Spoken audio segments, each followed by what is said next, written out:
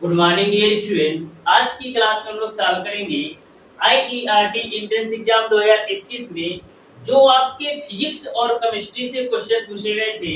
Total question का solution करने वाले हैं। लास्ट क्लास में मैंने dear student IERT entrance exam 2021 के मैथ के जितने भी क्वेश्चन पूछे गए थे टोटल क्वेश्चन का सॉल्यूशन करवा दिया है।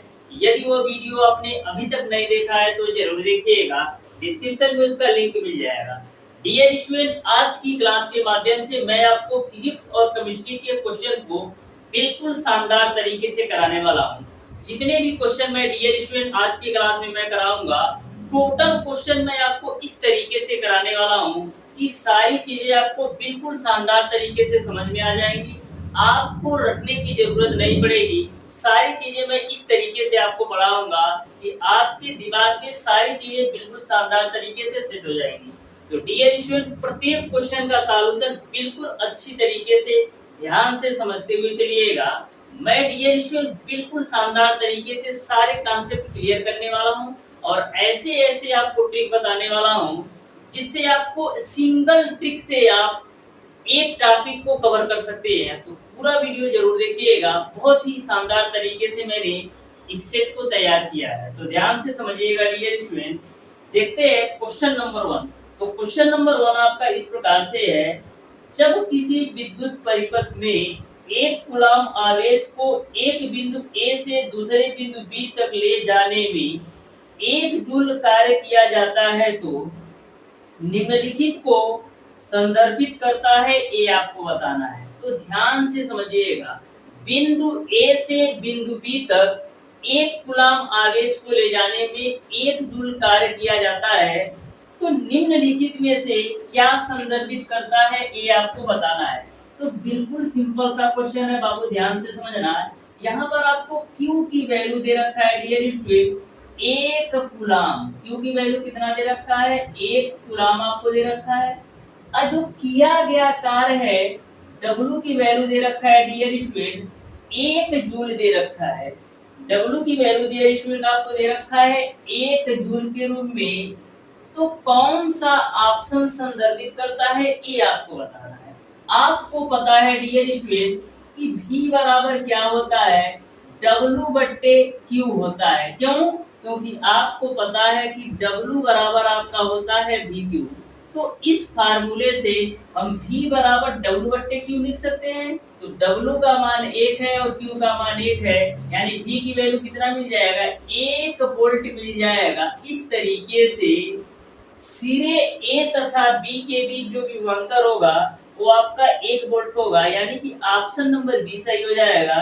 बिंदु A और बिंदु B के बीच 1 वोल्ट का विभवांतर संदर्भित करता है, यानी कि क्वेश्चन नंबर 1 का dear student option number B सही हो जाएगा। तो कोई सा भी यदि आपसे क्वेश्चन पूछा जाए तो सबसे पहले क्वेश्चन को ध्यान से पढ़िए।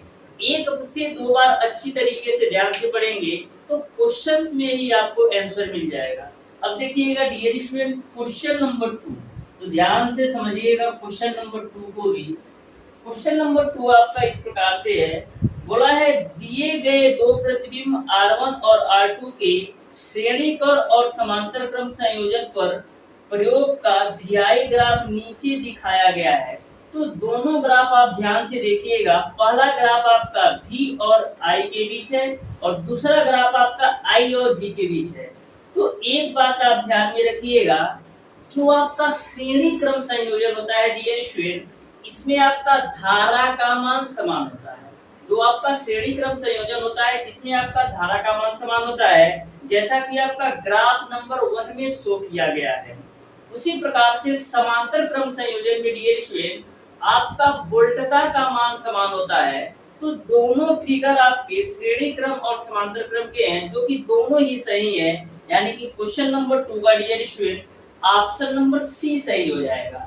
एक बात हमेशा ध्यान में रखिएगा, आपसे ऐसा भी क्वेश्चन पूछा जा सकता है कि श्रेणी क्रम संयोजन में किसका मान समान होता है। तो श्रेणी क्रम संयोजन में आपका धारा का मान समान होता है और समांतर क्रम संयोजन में आपका वोल्टता का मान समान होता है। इस बात को भी आप ध्यान में रखिएगा। इस तरीके से क्वेश्चन नंबर 2 का ऑप्शन नंबर सी सही हो जाएगा। अब देखिएगा डियर स्टूडेंट क्वेश्चन नंबर 3। तो ध्यान से समझिएगा क्वेश्चन नंबर 3 को कैसे सॉल्व करना है। सबसे पहले डियर स्टूडेंट इसका हम फिगर बना लेते हैं। तो फिगर बाबू आपका इस तरीके से है, इस तरीके से आपका फिगर दे रखा है। यहाँ पर आपको दे रखा है 10 वोल्ट, ये आपको दे रखा है 10 वोल्ट। फिर आगे इस तरीके से है। फिर आपका यहाँ पर आपका इसका अमीटर से कनेक्ट करा दिया है, तो मैंने अमीटर से कनेक्ट करा दिया। ऊपर आपका डियर स्टूडेंट माइनस है और नीचे में आपका प्लस है, तो ये भी मैंने दर्शा दिया। फिर आगे डियर स्टूडेंट 6 ओम के प्रतिरोध से जुड़ा है, तो ये आगे जो है आपका 6 ओम के प्रतिरोध से जुड़ा है। फिर आगे डियर स्टूडेंट वोल्टता से जोड़ दिया गया है, तो इस तरीके से वोल्टता भी जोड़ दिया मैंने, ठीक है। फिर यहाँ पर इन्होंने प्लस माइनस का साइन लगा दिया, ठीक है, मैंने भी लगा दिया। पूरा फिगर अच्छी तरीके से एक बार बना लोगे तो आपका क्वेश्चन सॉल्व हो जाएगा। फिर आपका 4 ओम और 2 ओम की प्रतिरोध है, एक आपका 4 ओम का प्रतिरोध है और एक आपका 2 ओम का प्रतिरोध है। ये आपका 4 ओम का प्रतिरोध है, ये आपका 2 ओम का प्रतिरोध है और ये आपका 6 ओम का प्रतिरोध है। इस तरीके से आपका फिगर है। यहाँ पर आपको बताना है डियर स्टूडेंट कि वोल्ट मीटर द्वारा दर्शाया गया पाठ्यांक क्या है, ये आपको बताना है। तो सबसे पहले डियर स्टूडेंट वोल्ट मीटर द्वारा दर्शाया गया पाठ्यांक निकालने के लिए सबसे पहले हम आर इक्विवेलेंट का मान निकाल लेते हैं कि आर इक्विवेलेंट कितना होगा। तो आप देख रहे हैं कि जो आपके तीनों प्रतिरोध हैं श्रेणी क्रम में जुड़े हुए हैं, तो श्रेणी क्रम में जुड़े हुए तीनों प्रतिरोधों का समतुल्य प्रतिरोध निकालो, कितना होगा 2 प्लस का 4 प्लस का 6, यानी कितना हो जाएगा 12 ओम आपका समतुल्य प्रतिरोध हो जाएगा। 12 ओम आपका समतुल्य प्रतिरोध हो जाएगा। अब डियर स्टूडेंट I बराबर निकाल लेते हैं। तो I बराबर क्या होता है V बट्टे R। तो V की वैल्यू आपका है 10 वोल्ट और R इक्विवेलेंट का मान आपने निकाला है 12। तो I की वैल्यू आपने निकाल लिया 10 बट्टे 12। अब डियर स्टूडेंट 6 ओम वाले प्रतिरोध में वोल्टता का मान निकाल लेते हैं। तो 6 ओम प्रतिरोध वाले में वोल्टता का मान निकालो, तो V बराबर आपका होता है I × R। तो I की वैल्यू आपने निकाला है 10 बट्टे 12। हमको निकालना है 6 ओम प्रतिरोध वाले में वोल्टता का मान, तो गुणे मैंने R की जगह 6 रख दिया। तो 6 दूना 12 और 2 बचे 10, यानी V की वैल्यू कितना आ जाएगा 5 वोल्ट मिल जाएगा। इस तरीके से डियर स्टूडेंट क्वेश्चन नंबर 3 का आपका ऑप्शन नंबर सी सही हो जाएगा। तो देख सकते हैं कितना सिंपल सा क्वेश्चन था। सबसे पहले मैंने R इक्विवेलेंट का मान निकाला, फिर I का मान निकाल लिया, फिर 6 ओम प्रतिरोध के लिए वोल्टता निकाल लिया। अब देखिएगा डियर स्टूडेंट क्वेश्चन नंबर 4। प्रत्येक क्वेश्चन को आप ध्यान से समझते जाइए, मैं बिल्कुल शानदार तरीके से क्लियर करा दूंगा। तो क्वेश्चन नंबर 4 है आपका डियर स्टूडेंट, आपके घर में एक छोटे विद्युत संयंत्र में 45 किलो जूल ऊर्जा उत्पादित होती है, तो आप एक 45 वाट का ताप दीप्ति बल्ब लगभग कितने देर जला सकते हैं, ये आपको बताना है, यानी कि टाइमिंग का मान आपको बताना है। तो ध्यान से समझिएगा क्वेश्चन नंबर 4 को। क्वेश्चन नंबर 4 में डियर स्टूडेंट आपको 45 किलो जूल ऊर्जा उत्पादित होती है। कितना 45 वाट का जो बल्ब है आपका यूज हो रहा है। तो डियर स्टूडेंट आप ध्यान से इस क्वेश्चन को समझिएगा कैसे सॉल्व करना है। आपको W की वैल्यू दे रखा है 45 किलो जूल, 45 किलो जूल। तो किलो जूल को जूल में कन्वर्ट करने के लिए क्या करेंगे, इसमें हम 10 पे पावर 3 से गुणा कर देते हैं, तो जो आपका किलो जूल है जूल में कन्वर्ट हो गया। अब डियर स्टूडेंट यहाँ पर P की वैल्यू दे रखा है आपका 45 वाट। क्या दे रखा है 45 वाट। अब आपको पता है डियर स्टूडेंट P बराबर क्या होता है W बट्टे का T। आपको समय का मान निकालना है, तो T बराबर क्या हो जाएगा W बट्टे का P के रूप में। तो W की वैल्यू है डियर स्टूडेंट आपका 45 गुणे 10 पे पावर 3 और P की वैल्यू आपका है 45। 45 से 45 कैंसिल आउट, तो फाइनली आपको कितना मिल जाएगा 10 पे पावर 3। 10 पे पावर 3 को हम क्या लिख सकते हैं 1000 सेकेंड, यानी T की वैल्यू आपने निकाल लिया 1000 सेकेंड।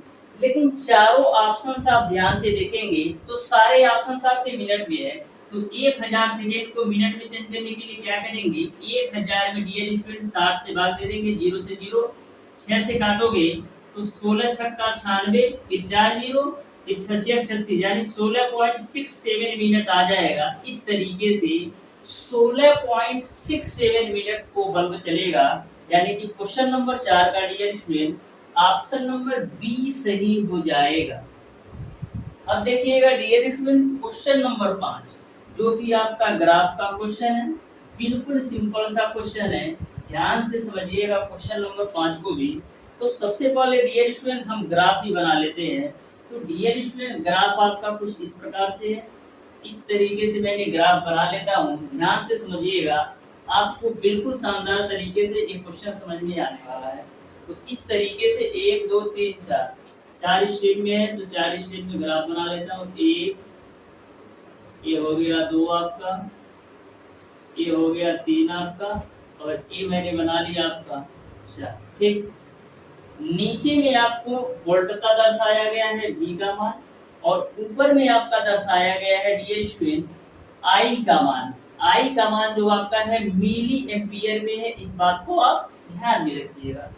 तो नीचे में जो वोल्टता का मान है डियर स्टूडेंट 2 से स्टार्ट होता है 8 तक जाता है, यानी कि 2 4 6 8, और जो I का मान है डियर स्टूडेंट 1 से स्टार्ट होता है 4 तक जाता है, 1 2 3 4, यहाँ तक आपको क्लियर है। ये मैंने ग्राफ ड्रा कर दिया। आपको डियर स्टूडेंट बताना है कि प्रतिरोधक का प्रतिरोध क्या होगा, ये आपको बताना है। तो ऐसे सिस्टम में जो R की वैल्यू होती है डियर स्टूडेंट, वो आपका होता है del V upon del I के, यानी R बराबर V बटे I को हमको R की वैल्यू निकालना है इस ग्राफ के माध्यम से। तो R बराबर होगा डेल V बटे डेल I। अब देखो डेल V कैसे निकालोगे, तो डेल V सबसे पहले हम दो चिन्हों के बीच देखते हैं, यानी कि इन दो ग्राफों के बीच देखते हैं, तो 2 और 4 के बीच, यानी कि 4 माइनस का 2 हो जाएगा। और इसी प्रकार से जैसे आपने इन दो के बीच देखा, उसी प्रकार से आप इन दोनों के बीच देखेंगे तो कितना होगा, 2 माइनस का 1। और डियर स्टूडेंट आप देख रहे हैं कि जो आपका I का मान है वो आपका मिली एम्पियर में है। तो मिली एम्पियर को एम्पियर में चेंज करने के लिए क्या करेंगे, इसमें हम 10 पे पावर -3 से गुणा कर देंगे। यहाँ तक आपको समझ में आ गया होगा। मैंने एक पूरा ग्राफ ड्रा किया। अब इस ग्राफ में डियर स्टूडेंट 2 बिंदुओं के बीच के वोल्टता और धारा का मान लेकर के मैं सॉल्व कर रहा हूँ। तो देखो 4 में से 2 जाएगा 2, और 2 में से 1 जाएगा 1, पूरे 10 पे पावर -3, 10 पे पावर -3 ऊपर लो तो 2 गुणे 10 पे पावर 3 ओम होगा। क्या होगा, ओम होगा, ये R का मान। लेकिन सारे ऑप्शंस आपके किलो ओम में है, तो 1 किलो ओम में आपका 1000 ओम होता है, तो R की वैल्यू कितना हो जाएगा, 2 किलो ओम हो जाएगा। इस तरीके से क्वेश्चन नंबर 5 का डियर स्टूडेंट आपका क्वेश्चन नंबर 5 का डियर स्टूडेंट आपका ऑप्शन नंबर बी सही हो जाएगा। 2 kilo ohm will be the right answer for question number 5। इसमें डियर स्टूडेंट आप इन दोनों पॉइंट के बीच में निकाल सकते हो, इन दोनों पॉइंट के बीच में निकाल सकते हो, इन दोनों पॉइंट, सारे जगह आपका आंसर सेम आएगा। आपको 2 पॉइंट उठाना है, यही 2 पॉइंट के लिए आपको v का भी मान निकालना है, यही 2 पॉइंट के लिए r का i का भी मान ले लेना है। उसी प्रकार से आप इन दोनों पॉइंट को भी ले सकते हैं, और इस 2 पॉइंट को यदि v के लिए लेंगे तो i को आपको इन 2 पॉइंट के लिए, हमेशा आपको आंसर सेम मिलेगा। देखिए यहाँ पर वोल्टता का मान आपको 2 वोल्ट मिलेगा, और इसी 2 पॉइंट को लेंगे v के लिए तो ये 2 पॉइंट i के लिए आएगा, तो 4 में से 3 घटाओगे तो i का मान 1 आएगा। तो सारे जगह आपके आंसर समान आ रहे हैं, बस 2 पॉइंट के बीच आपको लेना है। अब देखिएगा डियर स्टूडेंट क्वेश्चन नंबर 6, तो ध्यान से समझिएगा क्वेश्चन नंबर 6 को कैसे सॉल्व करना है। तो क्वेश्चन नंबर 6 आपका है डियर स्टूडेंट, बोला है कि चुंबकीय क्षेत्र रेखाओं के गुणधर्मों के संदर्भ में निम्नलिखित में से कौन सा कथन सत्य है, ये आपको बताना है। तो बिल्कुल सिंपल सा क्वेश्चन है, आप ध्यान से समझिएगा क्वेश्चन नंबर 6 को। ऑप्शन नंबर ए आपको दे रखा है, ए उत्तरी ध्रुव से निकलती हैं और दक्षिणी ध्रुव में जाती हैं, ये बिल्कुल सही आंसर है। ए बंद वक्र बनाती हैं, ये भी आपका सही आंसर है। ऑप्शन नंबर सी आपको दे रखा है चुंबकीय बल रेखाएं एक दूसरे को प्रतिच्छेदित करती हैं। तो चुंबकीय बल रेखाएं एक दूसरे को प्रतिच्छेदित नहीं करती हैं, यानी कि आपका ऑप्शन नंबर सी गलत होगा। क्वेश्चन में आपको यही बताना था कि कौन सा कथन सत्य नहीं है। तो जो आपका सत्य कथन नहीं है वो आपका ऑप्शन नंबर सी है। और आपका ऑप्शन नंबर ए, बी और डी, ये तीनों ऑप्शंस आपके सही हैं, यानी कि आपका क्वेश्चन नंबर 6 का ऑप्शन नंबर सी सही हो जाएगा। अब देखिएगा डियर स्टूडेंट क्वेश्चन नंबर 7। तो क्वेश्चन नंबर 7 को आप ध्यान से समझिएगा। बोला है कि एक विद्युत फ्यूज आधारित है। एक विद्युत फ्यूज आपका किस पे आधारित है ये आपको बताना है। तो डियर स्टूडेंट जो आपका एक विद्युत फ्यूज होता है तो आपका किस पे आधारित होता है ये आपके बताना है। तो एक विद्युत फ्यूज आपका विद्युत धारा के ऊष्मीय प्रभाव पर आधारित होता है। जो आपका एक विद्युत फ्यूज होता है वो विद्युत धारा के ऊष्मीय प्रभाव पर आधारित होता है, यानी कि क्वेश्चन नंबर 7 का ऑप्शन नंबर सी सही हो जाएगा। क्वेश्चन नंबर 8 है आपका डियर स्टूडेंट, एक बॉक्स प्रकार के सौर कुकर के शीर्ष पर कांच के आवरण का उद्देश्य है। तो कांच के आवरण का जो उद्देश्य है डियर स्टूडेंट वो विकिरण द्वारा ऊष्मा का ह्रास कम करने के लिए उपयोग होता है। जो आपका सोलर कुकर है डियर स्टूडेंट उसके ऊपर कांच लगाने का जो मेन पर्पज होता है डियर स्टूडेंट विकिरण द्वारा ऊष्मा का ह्रास कम करने के लिए उपयोग होता है, यानी कि क्वेश्चन नंबर 8 का ऑप्शन नंबर डी सही हो जाएगा। देखिएगा डियर स्टूडेंट क्वेश्चन नंबर 9 बोला है कि भली भांति कार्य करने के लिए पवन विद्युत जनित्र लगभग पवन गति का उपयोग करते हैं। तो यहाँ पर हम 15 किलोमीटर प्रति घंटा का उपयोग करते हैं। इस तरीके से डियर स्टूडेंट आपका क्वेश्चन नंबर 9 का ऑप्शन नंबर बी सही हो जाएगा। अब देखिएगा dear student question number 10। Question number 10 में आपसे पूछा गया है कि निम्नलिखित में से कौन सी ऊर्जा सूर्य से ली जाती है। तो सूर्य से कौन कौन सी ऊर्जा ली जाती है। पहला तो आपका पवन ऊर्जा भी लिया जाता है, दूसरा आपका नाभिकीय ऊर्जा भी लिया जाता है और तीसरा आपका सागर ऊष्मीय ऊर्जा भी लिया जाता है, यानी कि option number A, option number B और option number D, A B और डी तीनों सूर्य से प्राप्त ऊर्जा है, यानी कि क्वेश्चन नंबर 10 का ऑप्शन नंबर सी सही हो जाएगा। जो आपका डियर स्टूडेंट जैव भार ऊर्जा है, ये जो आपके जलकुंभी टाइप के होते हैं ना, इन्हीं का स्रोत है जैव भार ऊर्जा। यह जो आपका जैव भार ऊर्जा है एक प्रकार की नई ऊर्जा है, जैसे जलकुंभी हो गया, वैसे इन सारी चीजों के लिए ऊर्जा का स्रोत है। अब देखिएगा डियर स्टूडेंट क्वेश्चन नंबर 11। तो क्वेश्चन नंबर 11 आपका है समतल दर्पण द्वारा निर्मित प्रतिबिंब की प्रकृति और दूरी के संबंध में निम्नलिखित में से सत्य विकल्प चुनिए। समतल दर्पण के लिए आपको सत्य विकल्प चुनना है। तो इस क्वेश्चन के माध्यम से मैं आपको समतल दर्पण, उत्तल दर्पण और अवतल दर्पण तीनों के बारे में बिल्कुल शानदार तरीके से बताने वाला हूँ। इस तरीके से बता दूंगा कि आपको कभी भी समतल, उत्तल और अवतल में कंफ्यूजन ही नहीं होगा। तो जो आपका समतल दर्पण होता है डियर स्टूडेंट, इसमें होता क्या है, समतल दर्पण में जो आपका प्रतिबिंब बनता है हमेशा आभासी सीधा और समतल दर्पण के पीछे बनता है। जो आपका समतल दर्पण होता है, समतल दर्पण में जो आपका प्रतिबिंब बनता है आभासी सीधा और दर्पण के पीछे बनता है।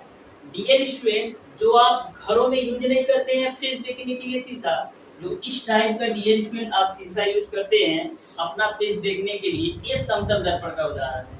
समतल दर्पण में जो प्रतिबिंब बनता है डियर स्टूडेंट हमेशा सेम साइज का बनता है, यानी कि जितनी साइज का आपका वस्तु होगा उसी वस्तु के आकार का आपका प्रतिबिंब बनेगा, यानी कि प्रतिबिंब का आकार और वस्तु का आकार समान होता है समतल दर्पण में। तो समतल दर्पण आपको समझ में आ गया होगा। जो घरों में आप अपना फेस देखने के लिए यूज करते हैं ये समतल दर्पण होता है। समतल दर्पण में जो प्रतिबिंब बनता है वस्तु के आकार का बनता है और आभासी और सीधा बनता है। समतल दर्पण क्लियर है। जो आपका डियर स्टूडेंट उत्तल दर्पण होता है, उत्तल दर्पण में हमेशा आभासी सीधा और वस्तु से छोटा प्रतिबिंब बनता है। जो आपका उत्तल दर्पण होता है हमेशा आभासी सीधा और वस्तु से छोटा प्रतिबिंब बनता है। जैसे आप बाइक चलाते हो डियर स्टूडेंट, हैंडल के सामने जो आपका शीशा होता है पीछे की वाहनों को देखने के लिए, हैंडल के पास में जो आपका शीशा नहीं होता है पीछे के वाहनों को देखने के लिए हमेशा आप देखिएगा इस शीशा में जो है छोटे-छोटे प्रतिबिंब आपको दिखाई देते हैं। यानी कि जो आपका उत्तल दर्पण होता है डियर स्टूडेंट, हमेशा वस्तु से छोटा और आभासी सीधा प्रतिबिंब देखने के लिए हम उत्तल दर्पण का उपयोग करते हैं। और जो आपका अवतल दर्पण होता है डियर स्टूडेंट, इसमें वास्तविक उल्टा वस्तु से बड़ा या वस्तु के समान प्रतिबिंब बनता है। जो आपका अवतल दर्पण होता है, इसमें आपका वास्तविक उल्टा और वस्तु से बड़ा या वस्तु के समान प्रतिबिंब बनता है। तो तीनों बातें आपको समझ में आई होंगी। जो आपका घरों में यूज करते हैं तेज देखने के लिए, वो आपका समतल दर्पण होता है। समतल दर्पण में आभासी सीधा और वस्तु के आकार का प्रतिबिंब बनता है। और जो आपका उत्तल दर्पण होता है, इसमें आभासी सीधा और वस्तु से छोटा प्रतिबिंब बनता है। जैसे आप बाइक के पीछे के आने वाले वाहनों को देखने के लिए यूज करते हैं, जो हैंडल के पास लगा होता है, ये आपका उत्तल दर्पण का एग्जांपल है। जो आपका अवतल दर्पण होता है, इसमें वास्तविक उल्टा वस्तु के आकार क्या या वस्तु से बड़ा प्रतिबिंब बनता है। जैसे आपका दांत के अस्पताल में यूज हो जाता है, हेडलाइट में यूज होता है, सर्च लाइट में यूज होता है। इसका ट्रिक भी मैं बताने वाला हूँ आगे वाले क्वेश्चन में। अब देखिएगा डियर स्टूडेंट, क्वेश्चन नंबर 12। तो क्वेश्चन नंबर 12 आपका पूछा गया है डियर स्टूडेंट, बोला है एक अवतल द्वारा एक वस्तु का आभासी प्रतिबिंब प्राप्त करने के लिए वस्तु रखी होनी चाहिए। तो अवतल द्वारा एक वस्तु का आभासी प्रतिबिंब प्राप्त करने के लिए करेंगे क्या? वस्तु को मुख्य फोकस और ध्रुव के बीच रखना पड़ेगा। वस्तु को मुख्य फोकस और ध्रुव के बीच रखना पड़ेगा, यानी कि क्वेश्चन नंबर 12 का ऑप्शन नंबर डी सही हो जाएगा। अब देखना, ठीक मैं बताने वाला हूँ अवतल दर्पण का उपयोग कहाँ-कहाँ होता है। एक ट्रिक से आप सारे यूज जान जाएंगे, तो देखना ध्यान से। बोला है डियर स्टूडेंट कि प्रकाश की शक्तिशाली समांतर किरण पुंज प्राप्त करने के लिए वाहनों की हेडलाइट में होती है। जो आपके वाहन होते हैं, उनकी हेडलाइट में कौन सा दर्पण यूज होता है, ये आपको बताना है। तो जो आपकी वाहन की हेडलाइट होती है डियर स्टूडेंट, उसमें अवतल दर्पण का उपयोग होता है। अब मैं देखो बता देता हूँ कि अवतल दर्पण का उपयोग कहाँ-कहाँ होता है। एक ट्रिक से बताऊंगा, कभी भी आपको भूलने वाला नहीं है, तो ध्यान में रखिएगा। अवतल दर्पण का उपयोग याद करने का तरीका है, हेलो दोस्तों, हेलो दोस्तों, सुबह शाम ट्राई करो। कब? सुबह में करो और शाम में करो। सुबह शाम ट्राई करो, ये आप ठीक ध्यान में रखिएगा। तो अवतल दर्पण की यूज आपको कभी भी भूलने वाला नहीं है। हेलो का मतलब आपका होता है हेडलाइट, यानी कि जो गाड़ियों की हेडलाइट होती है, उसमें आप अवतल दर्पण का उपयोग करते हैं। दोस्तों का मतलब होता है डेंटिस्ट, यानी कि जो दांत का अस्पताल होता है, उसमें भी आप अवतल दर्पण का उपयोग करते हैं। सुबह का मतलब होता है आपका dear student search light, SEARCH search light. और जो शाम का मतलब है डियर स्टूडेंट, ये आपका डियर स्टूडेंट जो शाम का मतलब है, ये आपका है सोलर लाइट से। किसके? सोलर लाइट से। और जो आपका ट्राई का मतलब किससे है? Torch light, torch light. तो इस तरीके से आप ध्यान में रखिएगा। हेलो दोस्तों, सुबह शाम ट्राई करो। तो हेलो दोस्तों, सुबह शाम ट्राई करो के माध्यम से आप अवतल दर्पण के कहाँ-कहाँ यूज होते हैं, ये अच्छी तरीके से ध्यान में रख सकते हैं। हेलो का मतलब हेडलाइट से है, दोस्तों का मतलब डेंटिस्ट से है, सुबह का मतलब सर्च लाइट से है, शाम का मतलब सोलर लाइट से है, ट्राई का मतलब चार्ज लाइट से है। तो इस तरीके से आप ध्यान में रखिएगा। हेलो दोस्तों, सुबह शाम ट्राई करो के माध्यम से अवतल दर्पण का उपयोग कहाँ-कहाँ करते हैं।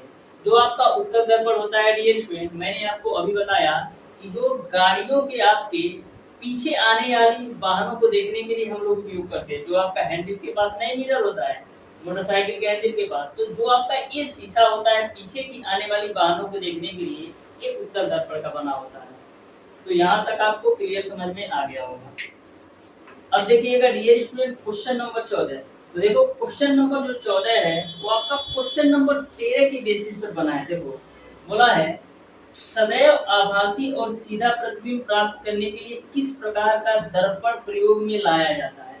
आभासी और सीधा, आभासी और सीधा प्रतिबिंब प्राप्त करने के लिए किस प्रकार का दर्पण प्रयोग होता है। अभी मैंने आपको समतल, उत्तल और दर्पण के बारे में तो बताया।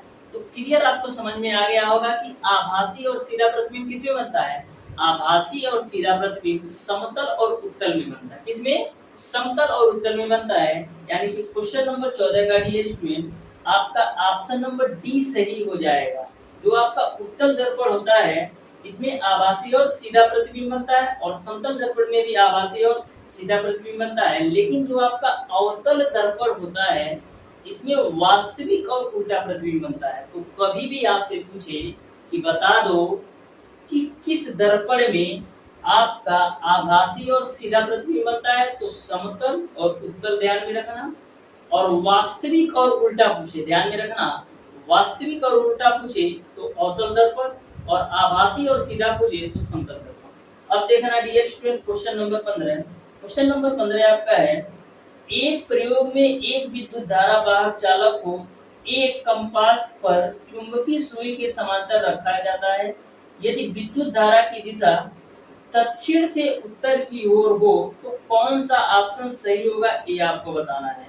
विद्युत धारा की दिशा यदि आपका दक्षिण से उत्तर की ओर हो तो कौन सा ऑप्शन सही होगा। यदि आपकी विद्युत धारा की दिशा दक्षिण से उत्तर की ओर तो सूर्य का उत्तरी ध्रुव पश्चिम की ओर बढ़ जाता है। यानी कि क्वेश्चन नंबर 15 का ऑप्शन नंबर ए सही हो जाएगा। क्वेश्चन नंबर 16 आपका है, एक लंबे सीधे विद्युत वाहक जार में चुंबकीय क्षेत्र का सामर्थ्य किस पे डिपेंड करता है, ये आपको बताना है। तो ध्यान से समझना क्वेश्चन नंबर 16 को। जो आपका डियर स्टूडेंट इसमें बात हो रही है चुंबकीय क्षेत्र की सामर्थ्य। तो जो आपका चुंबकीय क्षेत्र डियर स्टूडेंट होता है बी, जो आपका चुंबकीय क्षेत्र होता है डियर स्टूडेंट बी, इसका मान क्या होता है। जो आपका डियर स्टूडेंट चुंबकीय क्षेत्र बी होता है, बी बराबर आपका होता है म्यू 0 अपान 2 पाई आई बटे का आर। जो आपकी आई है धारा है और आर आपका दूरी है। ये आपका चुंबकीय क्षेत्र के सामर्थ्य का फार्मूला है। तो यह जो आपका चुंबकीय क्षेत्र का सामर्थ्य है किन किन बातों पर डिपेंड करता है, ये आपको बताना है। तो ध्यान से देखना, पहला सेकेंड और थर्ड, ये आपका पहला ऑप्शन गलत होगा भाई, क्योंकि आई और आर के समानुपाती होगा तो आप पहला और दूसरा, केवल आपका दूसरा और तीसरा सही होगा, क्योंकि ये आपका दूरी पे आ जा रहा है। सॉरी, जो दूसरा ऑप्शन है आपका विद्युत धारा के प्रत्यक्ष समानुपाती, तो बिल्कुल सही है, विद्युत धारा के प्रत्यक्ष समानुपाती है। और तीसरा आपको ऑप्शंस में दे रखा है दूरी के प्रतिलोमी समानुपाती, तो दूरी के प्रतिलोमी समानुपाती भी है, यानी कि दूसरा और तीसरा सही होगा। यानी कि क्वेश्चन नंबर 16 का डियर स्टूडेंट आपका ऑप्शन नंबर सी सही होगा। अब देखो क्वेश्चन नंबर 17, बोला है एक चुंबकीय क्षेत्र में रखे गए विद्युत वाहक तार पर बल की दिशा निर्भर करती है। तो विद्युत वाहक तार पर बल की दिशा किस पे निर्भर करती है, ये आपको बताना है। तो ध्यान से देखो चारों ऑप्शन। ऑप्शन नंबर ए रखा है विद्युत धारा की दिशा पर लेकिन क्षेत्र की दिशा पर नहीं। ऑप्शन नंबर बी दे रखा है क्षेत्र की दिशा पर लेकिन विद्युत धारा की दिशा पर नहीं। ऑप्शन नंबर सी दे रखा है विद्युत धारा की दिशा के साथ साथ क्षेत्र की दिशा पर। और ऑप्शन नंबर डी दे रखा है न तो विद्युत धारा की दिशा पर और न ही क्षेत्र की दिशा पर। तो जल्दी बताइए चुंबकीय क्षेत्र में रखे गए विद्युत वाहक तार पर बल की दिशा किस पे निर्भर करती है। तो विद्युत वाहक बल जो तार होता है वो निर्भर करता है विद्युत धारा की दिशा के साथ साथ क्षेत्र की दिशा पर भी। यानी कि क्वेश्चन नंबर 17 का ऑप्शन नंबर सी सही हो जाएगा। क्वेश्चन नंबर 18 आपका डियर स्टूडेंट, निम्नलिखित परिघटनाओं में से कौन सी व्याख्या इस अवधारणा के साथ नहीं की जा सकती कि प्रकाश सदैव सीधी रेखा में चलती है। तो जो आपका विवर्तन होता है, विवर्तन के अवधारणा से आप यह नहीं कह सकते कि प्रकाश हमेशा सीधी रेखा में चलती है। इस तरीके से क्वेश्चन नंबर 18 का ऑप्शन नंबर सी सही हो जाएगा। विवर्तन की अवधारणा से आप यह नहीं कह सकते कि प्रकाश हमेशा सीधी रेखा में चलती है। क्वेश्चन नंबर 19 आपका डियर स्टूडेंट, समतल दर्पण द्वारा बनाया गया प्रतिबिंब। तो यह क्वेश्चन गलत नहीं होना चाहिए, क्योंकि ऑलरेडी मैंने दो क्वेश्चन में बिल्कुल शानदार तरीके से बता दिया है। ऑप्शन नंबर ए दे रखा है वस्तु के आकार से दोगुना होगा। ऑप्शन नंबर बी आपको दे रखा है वस्तु के आकार का आधा होगा। ऑप्शन नंबर सी आपको दे रखा है वस्तु के आकार के बराबर आकार का होगा। और ऑप्शन नंबर डी आपको दे रखा है कौशल उल्टा। तो जल्दी बताओ कि समतल दर्पण के लिए कौन सा ऑप्शन सही होगा। तो डियर स्टूडेंट ध्यान से देखो और बताओ कौन सा ऑप्शन सही होगा। तो समतल दर्पण में वस्तु के आकार का तो प्रतिबिंब बनता है और समतल दर्पण में प्रतिबिंब जो होता है वो उल्टा भी बनता है। दोनों आपको क्लियर है, क्योंकि देखो फेस आप ऐसे देखते हो शीशा, लेकिन आपका इस तरीके से, तो आपका फेस तो इस तरीके से दिखाना चाहिए, तो उल्टा तो बनता है। यानी ऑप्शन नंबर 4 सही होगा और ऑप्शन नंबर 2 भी सही होगा। इस तरीके से क्वेश्चन नंबर 19 का ऑप्शन नंबर सी सही होगा। अब देखिएगा डियर स्टूडेंट क्वेश्चन नंबर 20 बोला है चम्मच के बाहर की ओर उभरे हुए पृष्ठ से प्राप्त प्रतिबिंब की प्रकृति क्या होगी और इसे कौन से प्रकार के दर्पण के निकट माना जा सकता है। चम्मच के बाहर की ओर उभरे हुए पृष्ठ के प्राप्त प्रतिबिंब की प्रकृति क्या होगी और इसे कौन से प्रकार के दर्पण के निकट माना जा सकता है, ये आपको बताना है। तो यह जो कारण है डियर स्टूडेंट, यह उत्तल दर्पण का है, यानी कि सीधा और उत्तल दर्पण। इस तरीके से क्वेश्चन नंबर 20 का ऑप्शन नंबर सी सही हो जाएगा। अब देखना क्वेश्चन नंबर 21 बोला है अनंत दूरी पर रखी हुई एक वस्तु अवतल दर्पण के समक्ष यक्ष दूरी पर रखे पटल पर एक स्पष्ट और दीप्त प्रतिबिंब बनाती है तो x बराबर होगा। तो x किसके बराबर होगा, जो आपका डियर स्टूडेंट x होगा ये आपका दर्पण की फोकस दूरी के बराबर होगा। यानी कि क्वेश्चन नंबर 21 का ऑप्शन नंबर सी सही हो जाएगा। क्वेश्चन नंबर 22 है आपका डियर स्टूडेंट यदि आवर्धन आपका यम का मान प्लस का 1.5 है तो क्या होगा। तो ध्यान से समझ लो, आज मैं आवर्धन को पूरी तरह से एकदम कंप्लीट ही करा देता हूँ। देखो क्वेश्चन नंबर 22 इन्होंने बोला है कि जो आपका आवर्धन यम का मान है वो आपका प्लस का 1.5 है, तो इसका मतलब क्या है। तो देखो ध्यान से समझना, बिल्कुल ध्यान से समझना। यदि आवर्धन यम का मान डियर स्टूडेंट 1 के बराबर हो, यदि आवर्धन यम का मान 1 के बराबर हो तो जो आपका वस्तु का प्रतिबिंब होगा वस्तु के आकार का बनेगा। यदि आवर्धन का मान 1 के बराबर हो तो वस्तु का प्रतिबिंब जो होगा वो आपका वस्तु के आकार का होगा। यदि आवर्धन का मान आपका 1 से छोटा होगा तो जो आपका वस्तु का प्रतिबिंब होगा वस्तु से छोटा। यानी यदि आवर्धन का मान 1 से छोटा होगा तो जो आपका वस्तु का प्रतिबिंब होगा वो आपका वस्तु से छोटा होगा।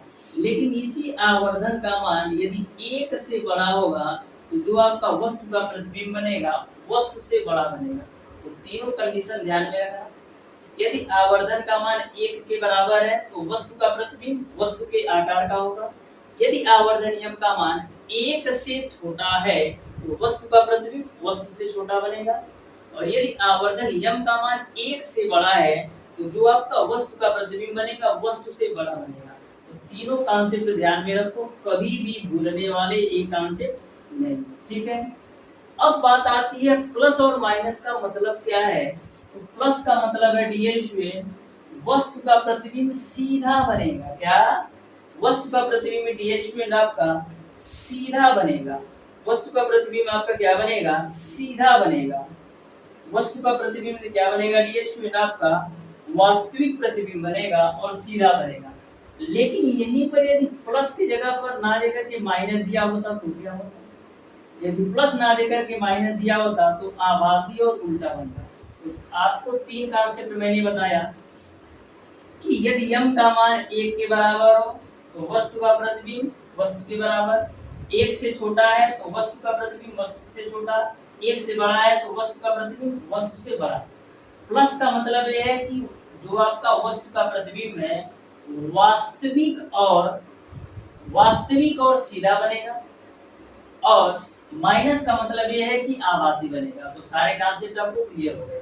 अब देखिएगा क्वेश्चन नंबर 23 बोला है जल में आंशिक रूप से डूबी हुई एक पेंसिल वायु और जल के अंतरा पृष्ठ पर प्रतिस्थापित प्रतीत होती है, यह किसके कारण है ये आपको बताना है। यानी कि कौन से प्रभाव के कारण ऐसा होता है ये आपको बताना है। तो ध्यान से समझिएगा इसका प्रभाव क्या है। तो इसका जो प्रभाव होता है डियर स्टूडेंट, ये आपका विक्षेपण के कारण ऐसा होता है कि जल के आंशिक रूप से जो डूबी हुई पेंसिल है वो आपका जल के अंतरा पृष्ठ पर प्रतिस्थापित प्रतीत होती है। क्वेश्चन नंबर 24 आपका है, निम्नलिखित को उनके पूर्व अपवर्तनांक के बढ़ते क्रम में व्यवस्थित कीजिए। तो अपवर्तनांक का जो बढ़ता क्रम है डियर स्टूडेंट, तो आपका ऑप्शन नंबर ए बिल्कुल सही दे रखा है। बढ़ता क्रम में सबसे पहले जल आएगा, फिर केरोसिन आएगा, फिर कांच आएगा, फिर हीरा। यह क्वेश्चन ऑलरेडी मैंने पढ़ा भी रखा है। जब मैंने आपको टॉप 10 फिजिक्स का न्यूमेरिकल बताया था तो मैंने यह क्वेश्चन ऑलरेडी करवा रखा है। क्वेश्चन नंबर 25 आपका है, लेंस की शक्ति लेंस की फोकल दूरी से किस प्रकार संबंधित है। तो लेंस की शक्ति लेंस की फोकल दूरी से किस प्रकार संबंधित है। P बराबर क्या होता है, P बराबर होता है डियर स्टूडेंट आपका 1/m, यानी कि जो लेंस की शक्ति होती है फोकस दूरी के व्युत्क्रमानुपाती होता है। तो देख लो कौन से ऑप्शन में दिया है, ऑप्शन नंबर डी में दे रखा है, यानी 1/f के प्रत्यक्ष समानुपाती। इस तरीके से लेंस की जो शक्ति होगी 1/f के प्रत्यक्ष समानुपाती होगी, यानी कि ऑप्शन नंबर डी सही हो जाएगा। डियर स्टूडेंट, आज की क्लास में मैंने आपको फिजिक्स के 25 क्वेश्चन को सॉल्व करवाया।